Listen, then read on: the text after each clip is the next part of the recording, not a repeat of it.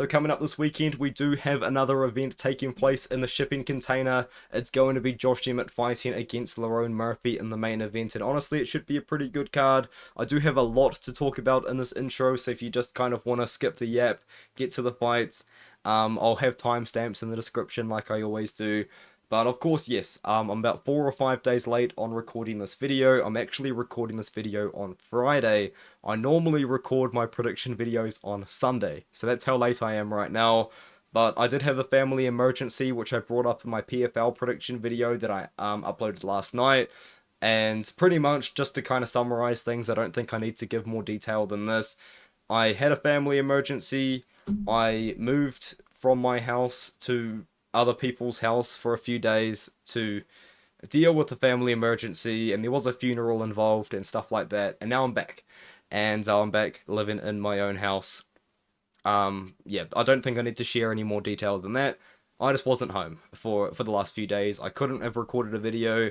I guess I technically could have with my laptop microphone, but I think you guys would have hated that. I think it would have been a bit of a very poor quality video, and I know that a lot of my videos aren't quite up to the production standard of Big Ange at the We Want Picks with his fancy graphics and stuff like that, but I do have a limit, you know, at some point. So yeah, we're back with the music studio set up because I haven't really mentioned this much, but I did actually used to record music, which is why I've got a somewhat fancy microphone set up, even though I haven't calibrated it properly because I'm an idiot. But anyway, I digress. That's another thing too, is I am sick right now. I am kind of struggling to concentrate on stuff because I have a cold. I don't know if that's a symptom of a cold or if I'm just losing my mind. But yeah, I've got a cold, so I'm sick, which is why it's quiet video. And you're probably gonna get tired, Artem. You're gonna get salty, Artem. I'm gonna say some hopefully funny things that I normally wouldn't say when I'm like locked in with my script and stuff like that, because this is all off the dome. You're gonna freestyle out of me right now. What else can I say? PFL yesterday. Yes, I recorded a video last night for a PFL card that happened today. The results of that, I went 7-1 on the PFL card predictions. Which is pretty good. The one fight that I got wrong, I got very wrong. I picked Nathan Kelly to beat, I believe his name was Taeyok Kim. Kim just smoked him, man. Like, that was a really, really bad pick. Obviously Kelly was the underdog, but no excuses there. That was just a bad read, especially considering I picked Kelly because I thought Kelly had the better striking, and Kim proceeded to knock him down and then sub him. I guess these things happen on occasion. I think that's like, I haven't really been that wrong on a fight in a long time, so I'm a bit embarrassed about it, but I did go 7-0 on the rest of the card. I placed a lot of bets on that card, which you guys would have seen in the Discord. It was a good day. It was a very good day. And then, obviously next week I've got another PFL card, which I'm going to do. Article 4 on the We Want Picks website, $10 per month. If you sign up, you get 10% off your first month or whatever membership you want to choose with my code Artem. And also PFL will be on my channel and the We Want Picks channel from there on out. That's a near 4-minute intro. We are approaching Angelo territory there. So let's now get on with the first fight of the night. Vanessa Demopoulos taking on Talita Alencar. In all honesty, guys, I just personally don't really think that Vanessa Demopoulos is that good. I think a lot of the decisions that she's been given have been gifts, to put it lightly. God, that profile picture just shocks me every time, doesn't it? I don't think that she beat Jinyu Frey. I believe it was actually these two fights as well. I don't think that she won as well. There's a lot of fights and decisions that she gets that I do just strongly disagree with, to be honest. And I think it kind of comes down to one pretty simple thing. Vanessa Demopoulos, she's only good at one thing, and that is grappling. And now she's fighting someone that I actually think is better at the one thing that she's good at. And Talita Alencar, she's going to be smaller than Demopoulos. Demopoulos is small for the division. Demopoulos will have a size advantage here, but I think Alencar's the better grappler out of the two. I'm picking Alencar, but I mean, I don't think anyone's betting on this fight. Like, if you're betting on this fight, I'll be surprised because there's a lot better spots on this card. And I think that one of them was Martin Buday versus Uran Satybaldiev. Now, this is the argument that a lot of people come up with for the Apex, yeah? For the literal abandoned warehouse that they've got in the middle of Vegas. It's pretty much like this card is going to be good. There's going to be a lot of finishes on this card, and people are going to make the argument for the Apex being good. However, my argument for that is Uran Satybaldiev, you know, he's from Kyrgyzstan. He uplifted his entire life to move to the United States to start fighting for the LFA to get the UFC's attention. And now he's finally got the UFC's attention. He's achieved his lifelong dream of fighting for the big show, fighting for the LFA. And guess what? He is now fighting for the UFC in front of smaller crowds than he was fighting in front of for the LFA, and also smaller crowds than he was fighting for when he was fighting in Russia at the very start of his career. How sad is that? Uran Satybaldiev went 9-0 at light heavyweight just to fight in front of 25 drunk people at the Apex. How awesome is that, right? Upper weight class 2, 2 days notice, literally accepted the fight today. Kind of nuts. I think a lot of people might get confused that Uran lives in Kyrgyzstan. I don't think he does. I'm like 99% sure he lives in the US. So he should be able to kind of just get in there. But here's the problem with Uran, yeah? I don't think he's good. He's 9-0. I know he's 9-0. But he's a good wrestler, but he doesn't do like anything else well. You know, he doesn't win the minutes. He doesn't look good in the in-between times. If he doesn't get a takedown, he doesn't look very good. His cardio is pretty bad. Like, he did finish Leon Suarez, but Suarez wasn't a good opponent at all. And this was like, he was gassed out in the third round. Like, super gassed out on a full camp. And now, although I'm sure the guy probably stays in shape, he's coming in now upper weight class against Buday.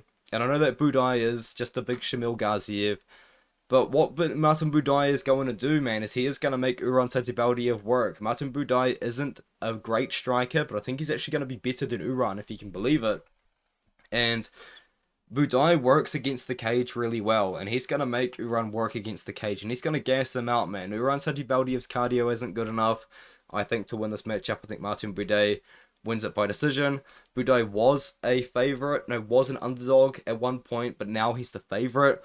If you can bet on Buday as the underdog, I actually would recommend do it. I would have done it myself, but now the line has flipped and I can't do it, unfortunately. Henry versus Falcao. I'm seeing people fade Victor Henry because of his age, but the thing about Henry is he's always been old, you know? Ever since he got in the UFC, had that fight against Barcelos, he was an old man. He's 38 years old now, but, you know, you got to consider he was 35 when he fought Barcelos for the first time. Maybe 34, same thing. I think against Falcao, he can actually have a pretty similar performance to that. Like, Henry has shown, even throughout his entire UFC career, aside from his loss to Asuncao, that he does have good takedown defense. Falcao was like only a wrestler. He attempted like 13 takedowns against Victor Hugo on short notice. But even then, on the regional scene beforehand, I wasn't that impressed by him. I think that although Henry is 38 years old at bantamweight, which is pretty old for the weight class, he should be able to beat Falcao. Like, I just have never really been impressed by him. Even looking into him for this fight, he of course fought James Barnes. Do you recognize that name? I don't, so you probably don't. Sorry, no disrespect there. I'm just tired. I'm picking Henry by decision. But yeah, James Barnes. Like, what did James Barnes go on and do? Like, let's look into this. We're on Tapology here. We don't have graphics up. We can do what we want, yeah? He never fought again. James Barnes, he never fought again.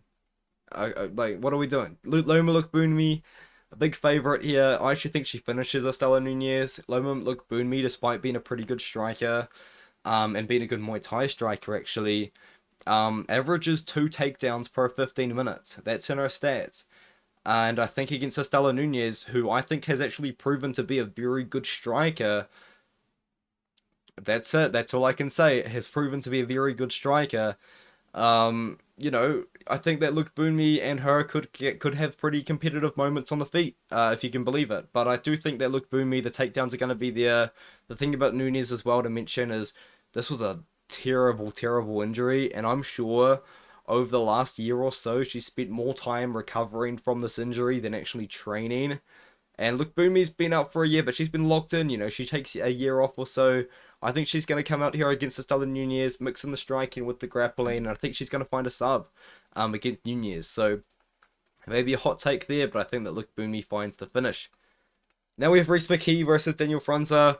I'll be honest with you guys, Daniel Frunza is talentless, but I think he wins. It's like, it doesn't make sense It doesn't make sense because Reece McKee beat Justin Burlinson, who is talented. He's very talented, and also beat like a veteran too. But the win over Burlington's a good win. It's aged well too, and he's gotten to the UFC and he just can't really make it happen. He's fighting Franza.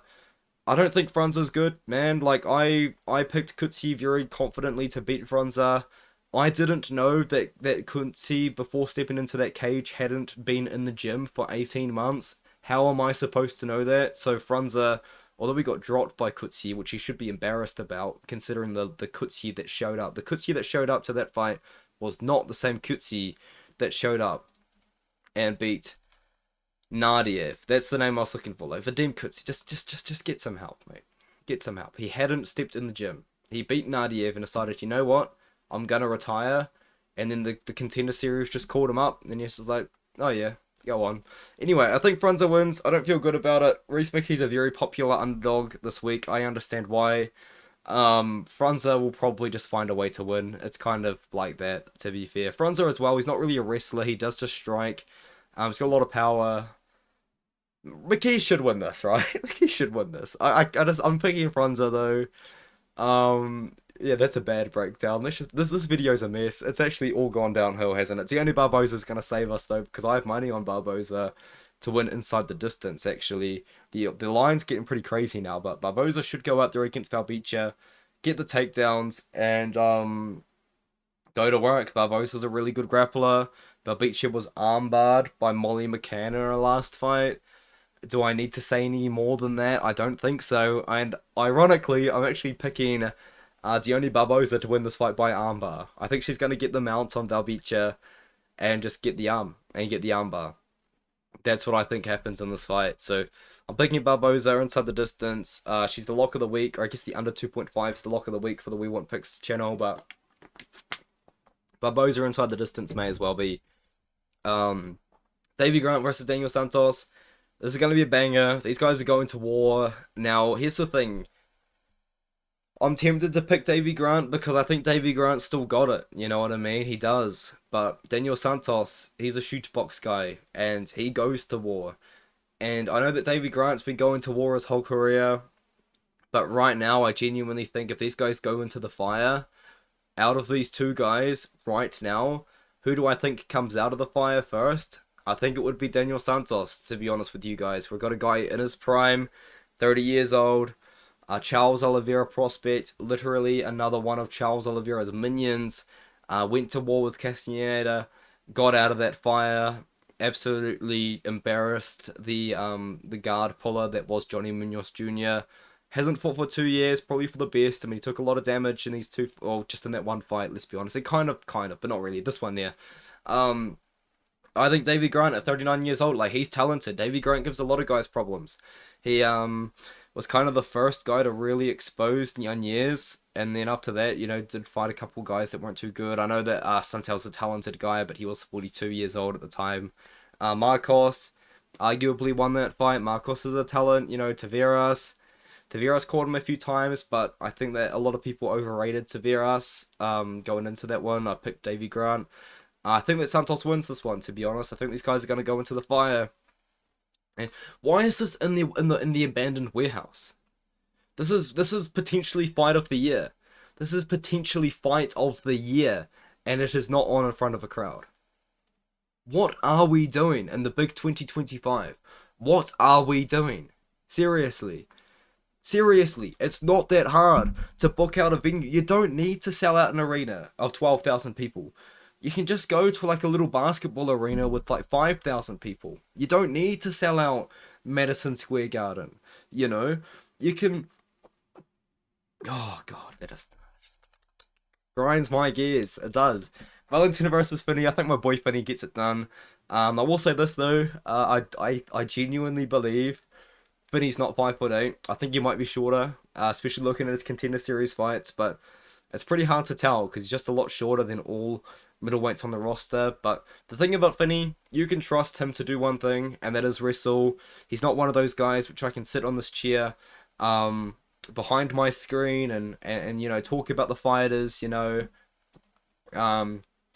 and say, oh, he would win if he wrestles, you know, this, and that, and be the armchair expert that, I'm sure that's what a lot of people, probably say about, like, MMA YouTubes and stuff, because that is what we do. I mean, I sit in this armchair, and I talk, I yap, but you can trust Finney. He's not one of those guys that's going to go into the fight and you can say, oh, if he wrestles, he will win.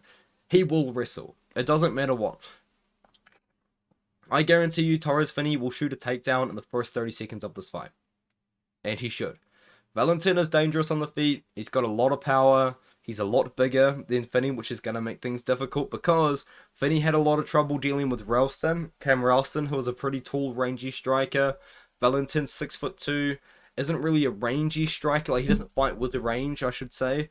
But what he does do is he does fight well with his power, man. And, like, he does have good grappling, too. He can throw up subs from bottom. It's going to be dangerous for Finney. I'm seeing a lot of people high confidence in Finney. I think Finney gets it done. I mean, I think he can get the takedowns and get the control. It's just one of those fights where genuinely Valentin is going to be live for a KO every moment that this fight is on the feet, because Finney's striking isn't that good. But as I said, he will get the takedown. Well, he will attempt the takedowns, and I think he will get them, because I don't think Valentin's wrestling is that great. So I'm thinking Finney, I think Finney gets it done, and honestly probably does find that ground and a pound. Now, Louis Gurule. This is a guy I'm high on, man. I think Gurule could go very far. Gurule is a sick fighter, man. He went in on short notice against Nick Piccinini, who I rate quite highly, and he beat him up on very short notice, on about a week's notice. He managed to do that, and he just has good performances. You know, a lot of his wins do come inside the distance, but he's not just going out there and starching guys. He's breaking guys down over time. Very, very good defense.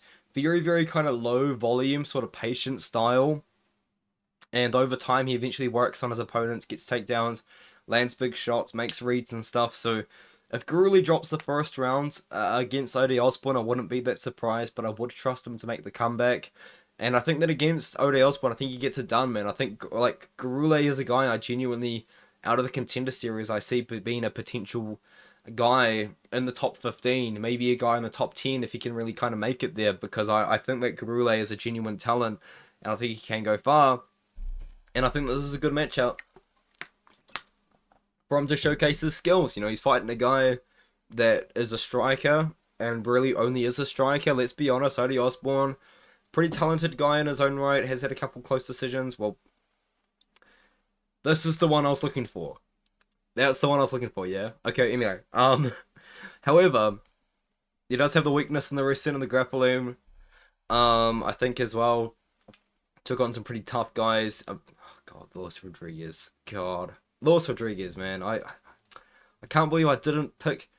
Dude, but Borjas is so bad. Like, I just couldn't justify picking someone who I thought was worse out of two bad fighters. That's why I didn't pick Borjas, yeah? But anyway... Gurule, I think Gurule runs through Osbourne. I think he looks good. Gurule's a really good prospect I'm high on. Brad Tavares, I also have money on Brad Tavares this weekend. He better not let me down.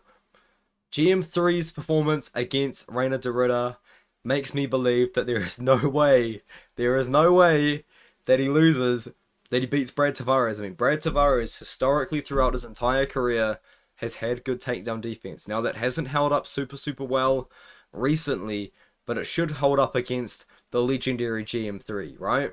And Brad Tavares, he doesn't hit super hard, but he is a pretty decent striker overall. He's a much better striker than the legendary GM3. He's got good cardio too, so even when round 3 GM3 shows up out of nowhere and just starts to absolutely pop off, and if you guys don't know, now you know, just the legendary round 3 GM3, with his big time comebacks, even against Yotko when he lost, he had a pretty good round 3. But yeah, I think that Brad Tavares, I think he wins. I think he defends the takedowns and just beats up GM3 on the feet, you know. Most people are picking me.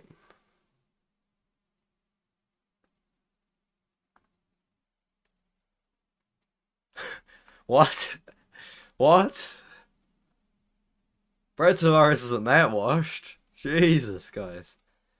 Let's move up. Cortavious Romious versus Chang. The UFC is severely mismanaging my king, my short king, Cortavious Romious. Cortavious Romious is super fun. Put him in there with guys that are going to stand and bang and sprawl and grapple and just have like a really fun fight with Romious, because I think Chang Ho Lee's just going to go out there and take down Romious and control him for 3 rounds. Romious is a super fun fighter. He's all action. He's 5'4" at 135 pounds. Might even be shorter than that, I'll be honest. And he just throws down, you know, he just like wants to go to war, doesn't really have striking defense. He just throws down. He did lose to Gaston Bolaños in a fight which he should have wrestled a lot more than he did. But you know what? It was a fun fight. I think that Chang Ho Lee is just gonna, like, I think Chang Ho Lee's a pretty good prospect. Yeah, he went through the road to UFC, sorry. Smoked Runnison sucks. Beat Dayamosi Zawupasi. That's a very good win. Zawupasi is like Khamzat Chimaev, but Chinese at 135 pounds. And then he beat Xiaolong, who just beat up Kwang Lei, for 3 rounds. And Long Xiao, like, he loves to stand and bang. You know, he's a grappler, but I mean, against Kwang Lei, he just wanted the action, so that was kind of sick. But I think Chang Ho Lee, honestly, I think he gets the takedowns, gets Romious. I think he wins the decision. Not really much more to say about that, to be honest. Brito versus Sabatini. Yeah, Sabatini is gonna be. Every moment that this fight is on the feet, Sabatini's family should be praying. I'll be honest with you, because not only is Sabatini striking really bad and his striking defense non-existent, that chin is dust. Absolute dust. And if you guys have seen what Joanderson Brito is capable of doing to a man, even as talented as Chippy Mariscal, you guys will know what I mean. This is probably the most brutal KO I have seen in my life, and I've watched a lot of MMA fights. This one I always think about. I don't think I've seen a more brutal KO than this one here. And this man, the man with the most brutal KO that I have ever seen, is now fighting a man with a chin of dust with no striking defense. All you've got to do is put 2 and 2 together, and I think you're going to get a Brito round 1 KO. Now, it's not as simple as that. Sabatini obviously does have some talent. At one point, he was a pretty good prospect until Damon Jackson, the Damon Jackson, of all people, stole the chin. Damon Jackson took this man's chin. Yeah, that's all. I don't think I need to say anything more than that, to be honest with you. I think we can move up to the main event. A lot of people super high on Lerone Murphy. A lot of people very confident in Lerone Murphy. I think Murphy wins. I'm pretty confident in Murphy. I'm not as confident as everyone else, though. But when I think about it, like, can I think of a way for Josh Emmett to win this fight? And I can't. I don't think Emmett's going to land his shots, you know? Like, Emmett, yes, he's got KOs. Like, his KO over Bryce Mitchell was his first knockout win in over 4 years. Everyone goes on about Josh Emmett being the hardest hitter on, like, Meerschaert Bektic's chin, by the time he fought Emmett, was absolute dust. It was stolen by Darren Elkins. He took damage against Ricardo Lamas. That chin was gone. That chin was dust when Emmett ran into him. And, like, that was his first KO win in 4 years. I don't think he KOs Lerone Murphy. Dan Ige tried. Dan Ige tried real hard, but Lerone Murphy's recovery was, like, off the charts in that fight. And then what happened as well, you know, against Edson Barbosa, that was just a really good performance from Murphy, to be fair. And then he was tested in the grappling by Gabriel Santos. Like, this isn't just any kind of undefeated prospect coming up that we've never seen have to deal with any sort of adversity or anything. Like, Lerone Murphy has been thrown in the fire, and he's come out of it every single time. He had a tough fight against Gabriel Santos in the grappling. Santos really tested him there. And then he got tested by Dan Ige. And Lerone Murphy come out on top there. He beat up Edson Barbosa, and mostly Edson Barbosa's own game. I don't think that Josh Emmett, 40-year-old Josh Emmett, who hasn't fought in over a year since knocking out Bryce Mitchell, and if you watch that fight back, this is why I think Gene Silva knocks out Bryce Mitchell. Bryce Mitchell walked into Josh Emmett with his chin, and I'm not exaggerating. Trust me, watch this. Bryce Mitchell's chin, he didn't have it tucked. He had it up in the air, and he just walked forward. Bryce Mitchell walked into that fight begging to get KO'd. And of course, Josh Emmett took that opportunity. I don't think Murphy's going to grant him the opportunity. I think Murphy wins the decision. Some people see a finish. I only see a finish if Josh Emmett just gasses out because he hasn't fought for over a year and he's 40 years old. So that's my predictions. Let me know what you think in the comments below. I'll see you guys in the next one.